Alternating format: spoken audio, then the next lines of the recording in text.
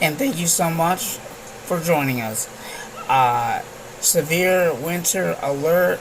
Winter storm watch is in effect for southwestern Michigan with winter conditions.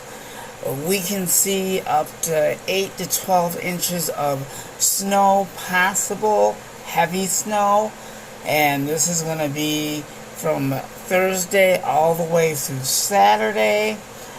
I will have the rest of the forecast coming up later on this afternoon. I'm tracking it right now.